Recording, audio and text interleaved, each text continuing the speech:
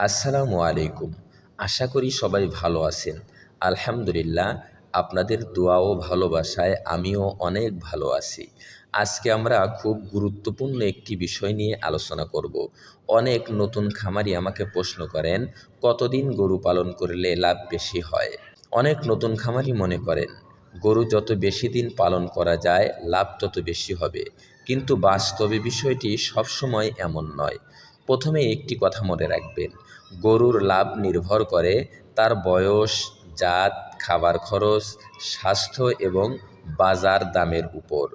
যদি মোটা তাজাকরণের জন্য ষাঁড় গরু পালন করেন, তাহলে সাধারণভাবে 4 থেকে 6 মাস ভালোভাবে পরিচর্যা করে ভালো ফল পাওয়া যায়।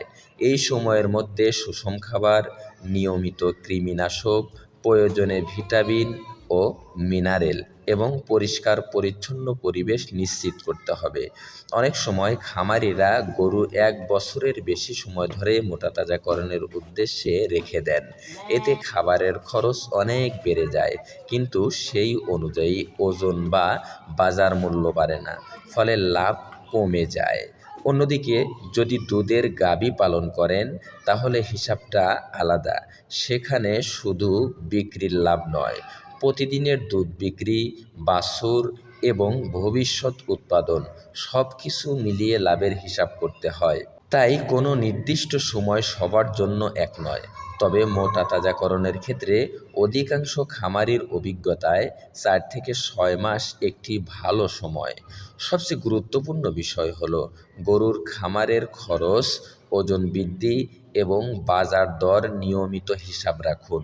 যখন দেখবেন অতিরিক্ত খরচের তুলনায় ওজন আর তেমন বাড়ছে না, তখনই বিক্রির সিদ্ধান্ত নেন। এতেই বেশি লাভজনক হবে ইনশাআল্লাহ। আপনারা কি মনে করেন, আপনারা সাধারণত কত মাস গরু পালন করে বিক্রি করেন? কমেন্টে অবশ্যই জানাতে ভুলবেন না। ভিডিওটি ভালো লাগলে একটি লাইক দিন, বন্ধুদের মাঝে শেয়ার করুন এবং বাঙালি অ্যাগ্রো ফার্ম ইউটিউব চ্যানেলটি সাবস্ক্রাইব করে পাশে থাকা বেল আইকন অন করে রাখুন। দেখা হবে পরবর্তী কোনো ভিডিওতে।